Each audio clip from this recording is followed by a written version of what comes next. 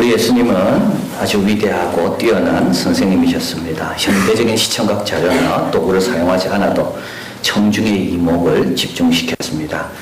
예수님의 가르침이 얼마나 사람에게 사람을 많이 이끄셨든지 5천 명은 배고프지도 모르고 해가 지는지도 잊고 예수님의 가르침에 집중했습니다. 또 4천 명을 먹이신 기적이 나오는데요. 이 4천 명은 기적에 대한 언급은 그 후고 언급 없이도 이들은 모여왔습니다. 예수님의 가르침에 매혹되었기 때문입니다. 이렇게 잘 가르치신 것은 예수님 자신에게도 문제가 되었습니다. 밥 먹을 겨를도 없었고요.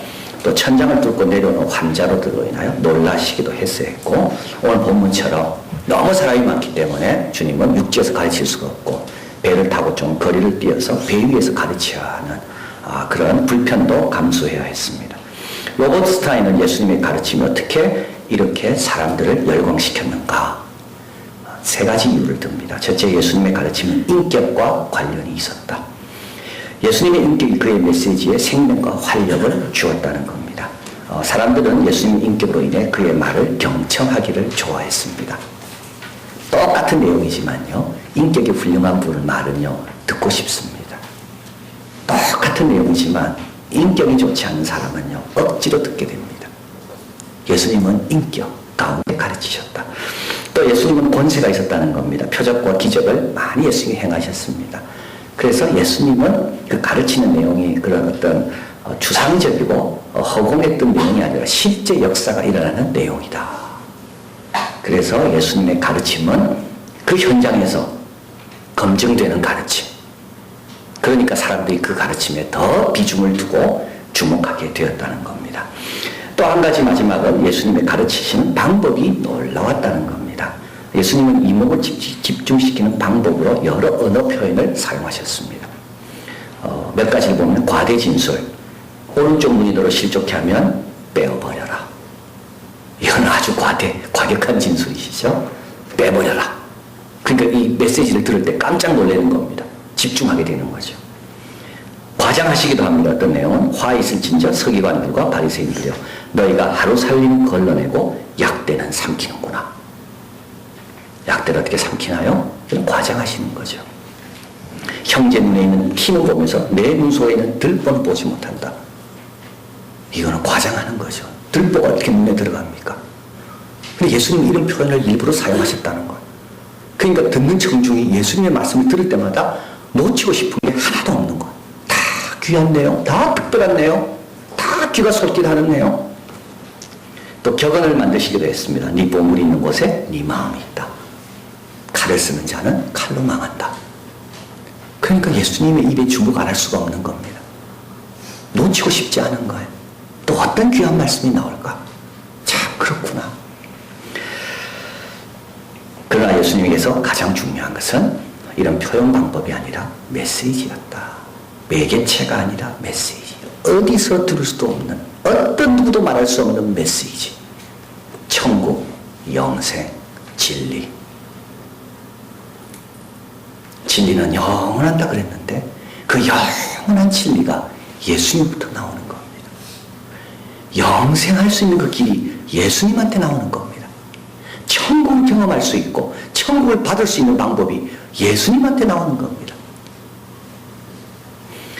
우리는 예수님을 깊게 생각하자 시리즈에서 이제 오늘은 예수님의 가르침에 대해서 이제 살펴보려고 합니다. 예수님이 우선적으로 했다는 것은 기도요, 예배요, 가르침이었다. 병 고치는 것은 그거는 부수적이셨고 부탁할 때만 병 고치셨다 말씀드렸습니다. 그래서 오늘도 예수님은 가르치러 가자 이런 말씀을 하지만 병 고치러 가자 이런 말씀을 안 하십니다. 다시 병 고치실 때 이런 말은 성경에 없습니다. 오늘 다시 가르치실 때 가르치시는 내용. 그래서 2절은 이렇게 시작하죠. 이에 예수께서 여러 가지 비유로 가르치시니 그 가르치시는 중에 가르친다는 말이 반복해서 나옵니다. 33절 예수께서 이러한 많은 비유로 저희가 알아들을 수 있는 대로 말씀을 가르치시되 또 가르치신다는 말씀이 나옵니다. 그래서 누가복음은 예수님의 행동을 강조했기 때문에 이런 설교가 많이 나오지 않는데요. 이제 오늘 이 4장에는 예수님께서 가르치신 내용, 비유, 그리고 어떻게 가르치셨는가 이제 그것을 집중적으로 한 장을 걸쳐서 설명하고 있습니다. 예수님은 어떻게 가르치셨나요? 예수님은 따르는 자들을 가르치십니다. 참 중요한 내용입니다. 예수님은 따르는 자들을 가르치십니다. 따르지 않는 자는 가르치지 않습니다. 아픈 사람은 가르치지 않아요. 기적을 행해주시고 이정표를 보고 야, 하나님의 나라가 임하고 있구나를 아는 자에게 가르치십니다. 제자들을 가르치시고요. 오늘도 이 무리들은 어떤 무리들입니까? 예수님을 따라온 무리들입니다. 예수님은 문 밖에 있던 예수님의 가족은 가르치지 않습니다. 바리새인과 서기관들은 가르치지 않습니다. 예수님을 따라온 무리에게 가르치십니다. 일단 따르기만 하면 배울 수 있다는 겁니다. 일단 예수님이 오라는 곳에 오기만 하면 배울 수 있다는 겁니다. 내 배경이 뭔지 상관 안 해요. 내 소득이 얼마인지 묻지 않아요. 예수님은. 내가 앞으로 충성할 건지 안 할 건지 예수님은 확인하지 않아요. 일단 여기 와 있으면 가르치시는 거예요. 그래서 이 비유에 보면 밭이 네 종류가 나오죠. 옥토가 있고 그 다음에 가시밭, 그 다음에 돌짝밭, 길가. 근데 예수님은 씨를 다 뿌립니다. 예수님은 씨를 아끼지 않아요. 예수님은 다 뿌려요. 따라온 사람에게는 예수님은 그 귀한 씨를, 골고루 동일한 씨를 다 주시는 것. 가룟 유다 가르침 받습니다. 예수님을 배반할 거 예수님 아셨음에도 불구하고 예수님을 따라왔기 때문에, 예수님이 원하는 자리에 있기 때문에 예수님께서 다 가르쳐 주시는 거예요. 두 번째로 오늘 본문에서 우리 예수님은 비유로 가르치십니다. 참 이거 비유란 말은 너무 중요한 말입니다. 오늘 이것만 여러분이 제대로 아셔도 앞으로 비유를 대할 때마다 큰 복을 누리게 될 겁니다. 비유. 우리는 비유하면 너무 쉽게 생각합니다. 예수님의 비유가 많이 나오잖아요. 비유하면 너무 쉽게 생각해요. 그런데 그 당시에 비유란 말을 할 수 있는 분은 예수님밖에 없었다는 거. 구약에 예수님이 사용했던 비유 나오지 않습니다. 신약의 사도 바울, 그 위대한 사도 바울도 천국에 대해서 비유로 말할 수가 없습니다.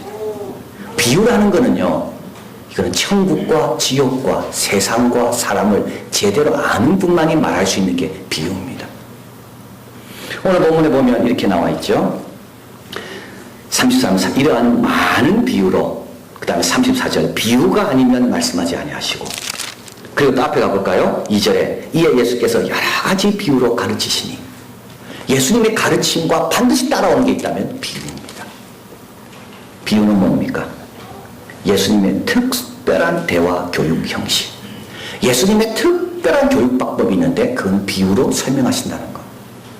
예수님의 가장 직접적인 대화, 예수님의 직접적인 음성을 들으려면 어디로 가야 되는가 하면 비유로 가야 된다는 것.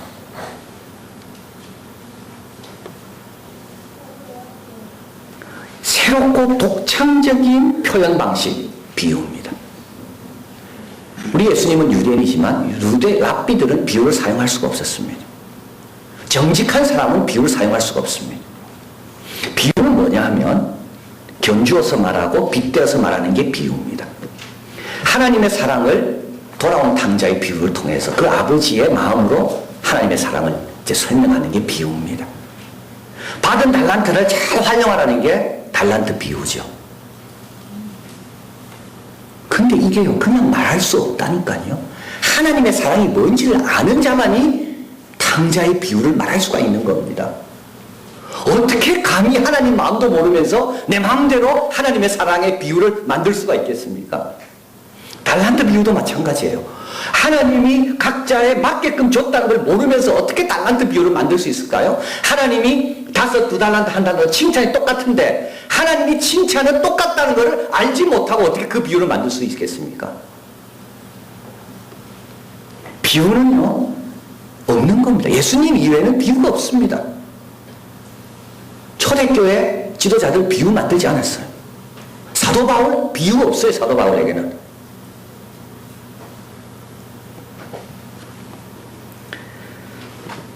예화가 아닙니다. 비유는. 예화는 어떤 메시지가 있으면 그거를 좀 이렇게 보조해주는 역할을 하죠. 지원하는 역할. 그래서 예화는 없어도 됩니다. 보조 메시지가 분명하면. 비유는요, 그 자체가 주 메시지입니다.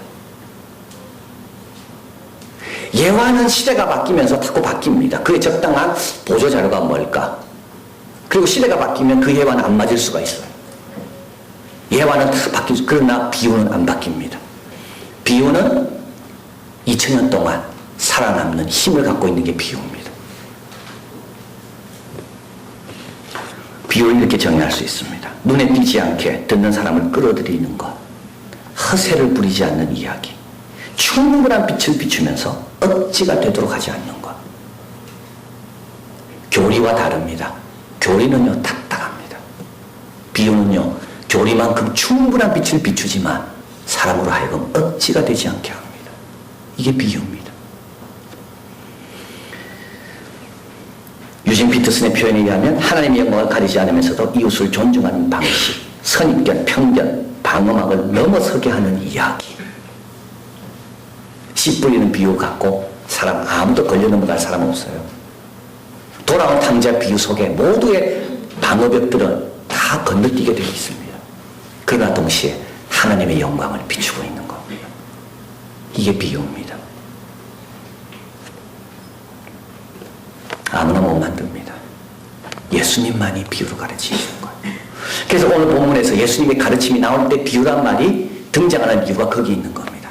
어느 누구도 천국에 대해서, 지옥에 대해서, 인간에 대해서, 하나님에 대해서 비유로 설명할 사람은 아무도 없다. 이게 예수님의 가르침의 특별함입니다. 자, 그래서 우리 예수님은 이제 여러 가지 비유로 말씀하십니다. 마가복음에는 6개가 나오고, 마태복음에는 22개가 나오고, 누가복음에는 31개가 나오고. 그런데 그 비유 중에 가장 많은 부분을 차지한 것이 천국 비유입니다. 하나님의 나라. 하나님의 나라는요, 뭐겠습니까? 유대인들은 하나님의 나라가 임하길 기다렸잖아요. 하나님의 나라가 뭔데요? 역사의 절정이 하나님의 나라입니다. 우리가 기다리고 사모하는 역사의 절정.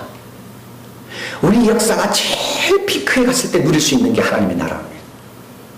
그때 예수님은 비유를 통해 하나님 나라가 어떻게 임하고 이루어지는지를 설명해 줍니다. 그게 오늘 본문 씨 비유입니다. 첫 번째 비유는 씨 뿌리는 자의 비유입니다. 두 번째 비유는 씨가 떨어졌는데요, 농부가 있습니다. 그러나 그 농부는 자고 깨고 잘 모릅니다. 근데 그 씨가 자라는 거예요. 세 번째 비유는 농부 아예 안 나와요. 겨자씨 비유죠. 지 씨가 알아서 자라는 겁니다. 예수님은 말씀합니다. 천국은 마치 뭐와 같다고요? 씨와 같다고요. 놀라운 내용입니다. 씨는 땅에 떨어져야 됩니다. 천국은 하나님께서 이 땅에 주신 선물이라는 겁니다. 천국의 열매는 천국 가서 맺는 게 아니라 이 땅에서 맺는다는 거예요. 그리고 주님은 계속 그 씨를 뿌립니다. 천국의 씨를 계속 뿌립니다. 그래서 첫 번째 비유는요, 씨 뿌리는 자의 비유입니다. 여기 첫 번째 비유에서 중요한 것은 뿌리는 자가 중요한 겁니다. 이 뿌리는 자는 실패를 각오하면서도, 실패를 감수하면서도 계속 씨를 뿌린다는 겁니다. 돌짝, 가시가, 새가 가져가는 거, 그걸 알면서도 계속 씨를 뿌리는 게 천국의 씨를 어디다가? 이 땅에다가. 그래서 천국은 지금도 뿌려지고 있다는 것을 주님은 말씀하는 겁니다. 그리고 또 두 번째 시에서 천국은 뭡니까? 가시적인 도움 없이도 일단 땅이 심기면 지가 알아서 자란다는 게 천국입니다. 누가 안 도와준다고 이런 불평하지 마세요. 아무도 주목하지 않는다고 불평하지 마세요. 씨의 특징은 뿌려졌든지 안 뿌려졌든지 처음에는 모르는 게 씨의 특징입니다. 씨는요, 처음에는 아무도 모릅니다. 이것이 떨어진 씨가 있는지 없는지. 그러나 천국도 마찬가지라는 거예요. 내가 안에 천국이 시작된지 않는지 아무도 모르지만 일단 씨가 떨어지면 자라고 있다는 겁니다. 겨자씨는 뭡니까? 왜 하나 예수님께서 겨자씨를 말씀하셨을까요? 겨자씨는요, 겨자나무는 아무런 상징적인 의미가 없는 나무입니다. 만약에 주님께서 상징적인 나무를 택하셔야 했다면, 씨를 택한다면 감람나무나 무화과나무나 포도나무나 참나무나 백향목이나, 근데 주님은 겨자씨를 택한 거예요. 어떤 누구도 주목하지 않는 나무. 그러나 천국은 그 나무를 엄청나게 크게 한다는, 그게 바로 하나님의 역사라는 겁니다. 그래서요, 믿으라는 거예요. 기다리라는 거예요. 맡기라는 거예요.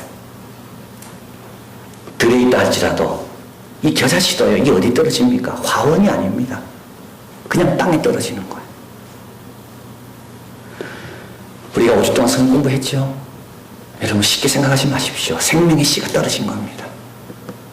가능성 있는 밭뿐만 아니라 가능성 없는 밭에도 다 떨어진 거예요. 기다리시는 거예요. 때가 되면 싹이 나고 꽃이 피고 열매는 이게 천국이라는 거. 역사의 절정은 이미 내 안에 시작되고 있다는 거. 그 씨가 누굽니까? 예수님이죠. 또 그 씨는 말씀인 겁니다. 진리라 진리가 너를 자유케 하라. 이럴 때 우리가 자유롭게 되는 거예요. 그래서 예수님한테 와서 듣는 거는요, 그냥 듣는 게 아닙니다. 잘 살아라, 정직하게, 그 차원이 아닙니다. 우리에게 천국이 시작되었다. 내 안에 이미 천국의 씨가 시작되었다.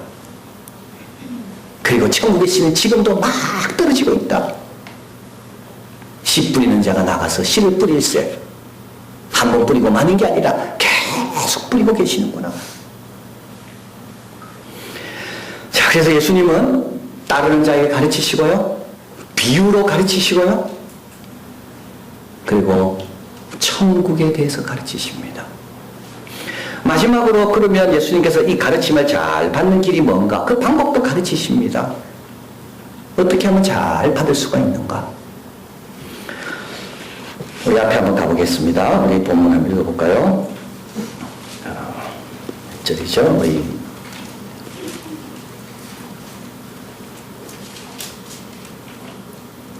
3절 같이 한번 읽어보면 스크린에 있습니다.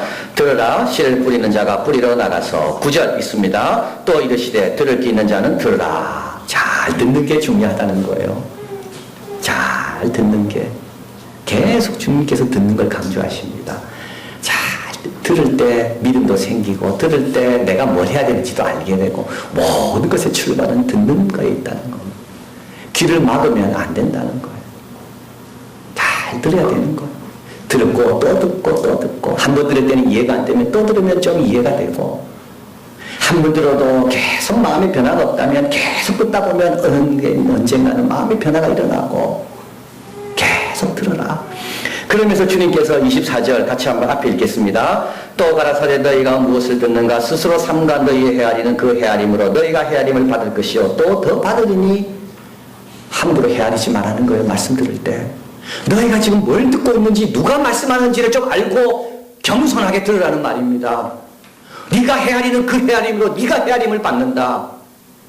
무관심하게 듣습니까? 이 말씀이 너에게 아무 상관없게 역사할 거다. 겸손히 주여 말씀하시옵소서 종이 듣겠나이다 이런 자세로 듣습니까? 그러면 주인이 원하는 대로 그 열매가 너에게 일어난다. 그걸 누가 결정하는가? 네가 결정한다는 거예요. 모나리자 그림 앞에 서서 내가 말하는 그 말은요, 결국 나를 평가하는 말입니다. 내가 모나리자를 평가할 것 같지만 실제로 내가 평가하는 게 아니라 내가 평가를 받는 거예요. 모나리자 앞에서도 그런데 하나님 말씀 앞에서 우리가 어떤 자세를 취하는가가 결국 내 자신을 판단하는 기준인 겁니다. 무엇을 듣는가 스스로 삼가해라.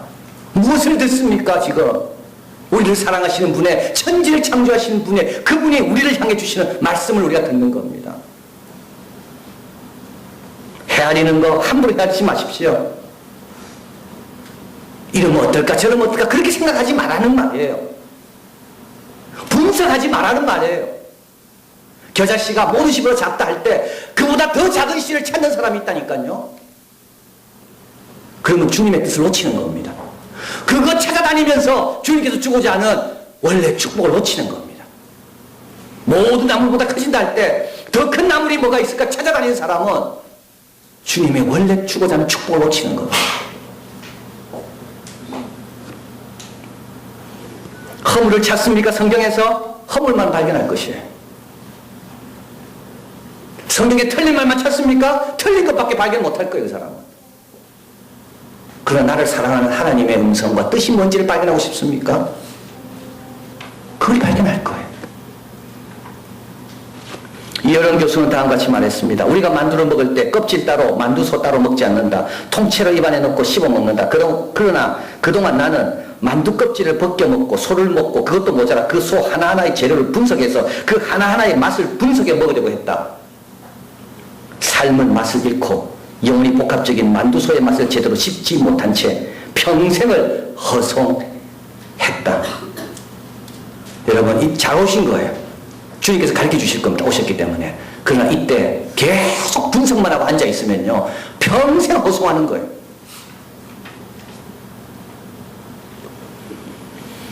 그는 또 이야기합니다. 신앙이 아닌 다른 얘기에 대해서라면 내가 가진 지식으로 자신 있게 말할 수 있다.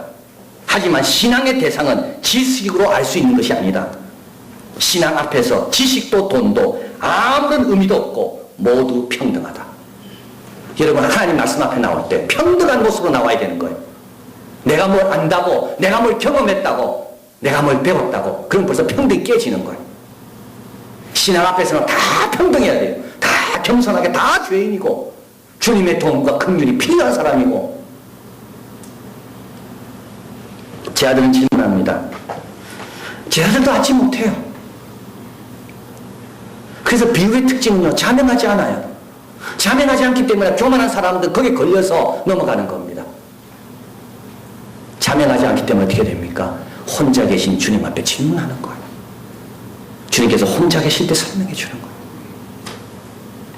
겸손하게 주님께 물어보는 거예요.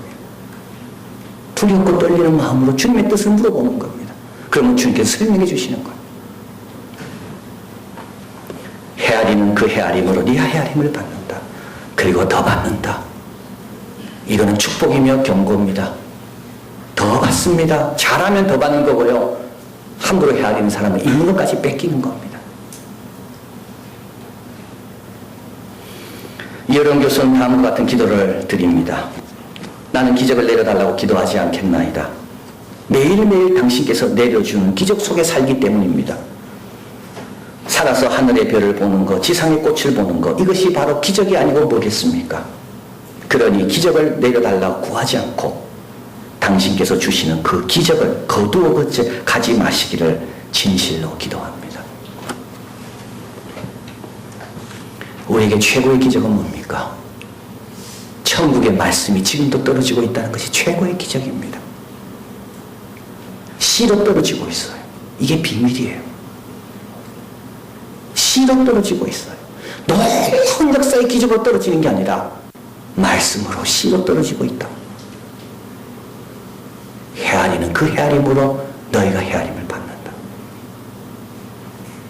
주님께서 라디오를 틀면 극동방송을 통하여 생명의 씨를 떨어뜨리고 계시는 거예요. 주일날 교회 오면 생명의 씨가 떨어지도록 말씀 주시는 거예요.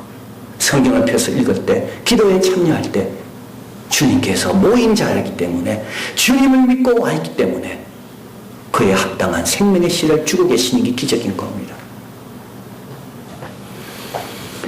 감사함으로 받아야 됩니다.